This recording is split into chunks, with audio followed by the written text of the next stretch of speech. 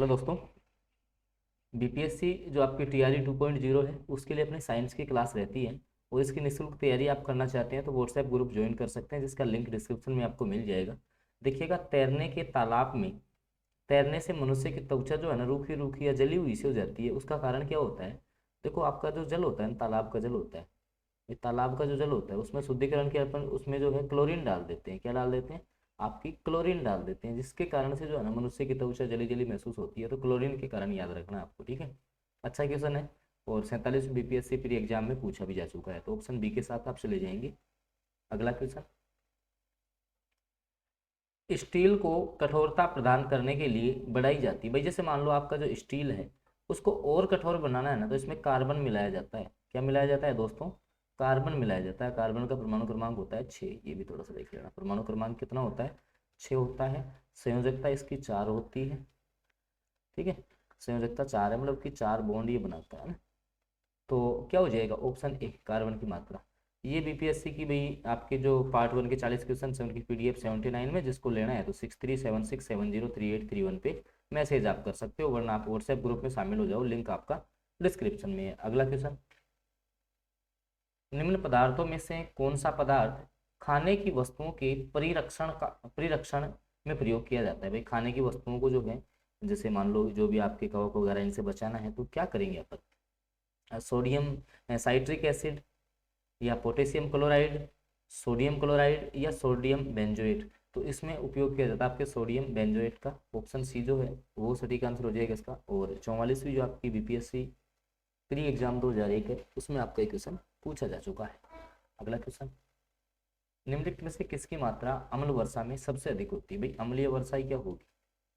जैसे मैं मान लो आपके, जैसे मान लो एसओ, आपका जैसे मान लो SO4 सल्फेट आयन हो, या जैसे आपके HCl अम्ल हो, या H2SO4 अम्ल हो, अम्ल की मात्रा हो, ठीक है, नाइट्रिक अम्ल हो, तो इसमें सबसे अधिक आपका होता है H2SO4। ध्यान रखना, सबसे अधिक मात्रा में। इसी कारण से मैंने क्वेश्चन लिया कि सबसे अधिक कौन सा होता है, तो H2SO4 होता है, याद रख लेना आप।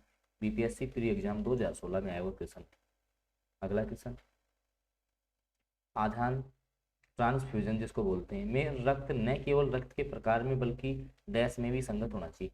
भाई अपन जब जैसे मान लो कि ब्लड डोनेट करते हैं, ये कहना चाहता है कि जब अपन जो है, आप जो ब्लड डोनेट कर रहे हो तो उसमें जैसे ब्लड ग्रुप तो आप चेक करते ही हो। भाई सबसे पहले जो है आपका जो है ब्लड ग्रुप चेक किया जाता है। भाई ब्लड ग्रुप में जो आपके एंटीजन और एंटीबॉडी समान नहीं होने चाहिए ना। लेकिन उसके साथ साथ एक कारक होता है दोस्तों, RH फैक्टर जिसको बोला जाता है। RH फैक्टर जिसकी खोज जो है एक बंदर में की गई थी, मकाका रीसस नाम का बंदर था। मकाका रीसस नाम का बंदर था। इस बंदर में इस RH फैक्टर की खोज की गई। इसमें दो प्रकार के व्यक्ति होते हैं, एक तो RH पॉजिटिव, एक आपके RH नेगेटिव।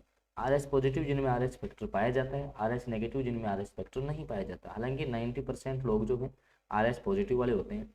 तो इसमें होता क्या है कि अगर जैसे मान लो RH पॉजिटिव है ना, तो जो ब्लड दे रहा है उसका भी RH पॉजिटिव होना चाहिए, क्योंकि नेगेटिव होगा तो इसमें जो है रक्त का थक्का जम जाता है। रक्त का क्या हो जाता है?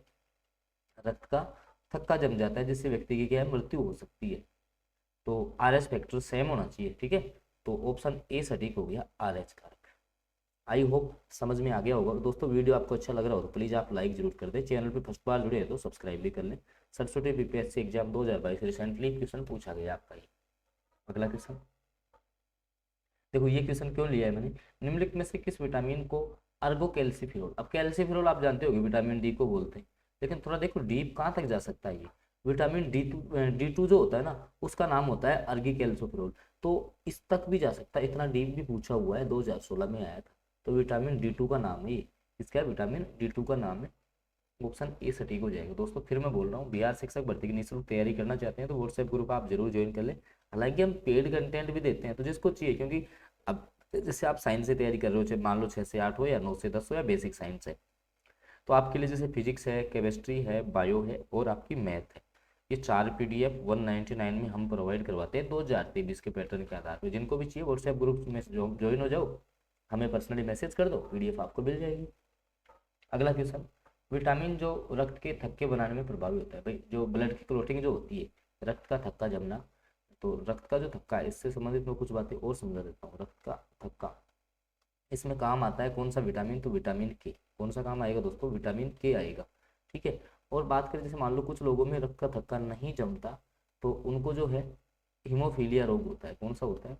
हीमोफीलिया। और ये जो हीमोफीलिया रोग है ना दोस्तों, इसमें ब्लड की क्लॉटिंग नहीं हो पाती और एक प्रकार का जेनेटिक रोग है, आनुवांशिक रोग होता है। कई बार क्वेश्चन पूछता है ना, आनुवांशिक रोग होता है, ये भी थोड़ा सा आप इसी के साथ याद रखना है। तो विटामिन जो के है, विटामिन के इसका करेक्ट आंसर रहेगा। और 66 बीपीएससी एग्जाम 2020 में आपका क्वेश्चन आया हुआ है। दोस्तों समय के हिसाब से आप तैयारी करें, समय कम है तो उसके अकॉर्डिंग आप जो है कॉन्सेप्चुअल क्वेश्चंस पे ध्यान दें। अगला क्वेश्चन, पौधे जो नम युक्त मिट्टी में उगते हैं। भाई जो नमी युक्त जो मिट्टी होती है उसमें जो पौधे उगते हैं ना, उनको अपन हेलोफाइट बोलते हैं। क्या बोलते हैं दोस्तों? हेलोफाइट। तो ऐसे क्वेश्चन सीधे पूछ लेगा, तब मैंने लिया है, क्योंकि 2 बार पूछ भी लिया है बीपीएससी। देखो 53वीं और 55वीं बीपीएससी प्री एग्जाम 2011 में क्वेश्चन आ भी चुके हैं। तो थोड़ा सा ऐसे क्वेश्चन पे भी आप कमांड रखें। अगला क्वेश्चन, एक तत्व एक्स की बाह्यतम कक्षा में 4 इलेक्ट्रॉन है, हाइड्रोजन के साथ इसके यौगिक का कौन सा सूत्र होगा? भाई हाइड्रोजन की संयोजकता कितनी होती है? देख, हाइड्रोजन की संयोजकता कितनी होती है? हाइड्रोजन की संयोजकता जैसे मान लो भाई आपकी जो है 1 मान लेते हैं, और जो आपका एक्स यौगिक था इसकी संयोजकता बाह्यतम कोश में 4 इलेक्ट्रॉन है, 4 डोनेट करेगा तो 4 हो गई। अब अपन अणुसूत्र कैसे बनाते हैं? 4 इसके नीचे लगेगा, 1 इसके नीचे, तो एक्स के नीचे 1 और एच के नीचे 4। अणुसूत्र ऐसे ही तो बनाते हो, एक एग्जाम्पल और समझाऊंगा, रुको अभी। तो x1 लिखने से कोई मतलब नहीं है, x4 हो गया, ऑप्शन डी हो गया। लेकिन समझो इसको कैसे बनाइए। जैसे मान लो कि नॉर्मली मैं बात करूँ कि Mg आपका Cl2 बनता है। कैसे बनता है ये? Mg पे आवेश कितना प्लस का 2, Cl पे कितना माइनस का 1। सबसे पहले इनके चिन्ह हटा दो, मतलब चिन्ह को हटा दो, इनको हटा दिया, इसको इनके नीचे लगा दो, इसको इसके नीचे। तो आपका जो है Mg के नीचे तो 1 लगेगा, Cl के नीचे 2, तो MgCl2 बन गया। अणुसूत्र जो निर्माण होता है ना वो इसी प्रक्रिया से होता है। ये थोड़ा सा अगर आप केमिस्ट्री को अच्छी भांति अगर आपने पढ़ा है ना, तो आपको ये सारा कुछ क्लियर होगा, ठीक है। बाकी अणुसूत्र कैसे बनता है ये टॉपिक आप सर्च कर लेना, मिल जाएगा आपको। आई होप समझ में आ गया होगा ये क्वेश्चन भी। और बाकी मैं बार बार बोल रहा हूँ, बिहार शिक्षक भर्ती की निःशुल्क तैयारी करना चाहते हैं तो व्हाट्सएप ग्रुप आप जरूर ज्वाइन कर लें।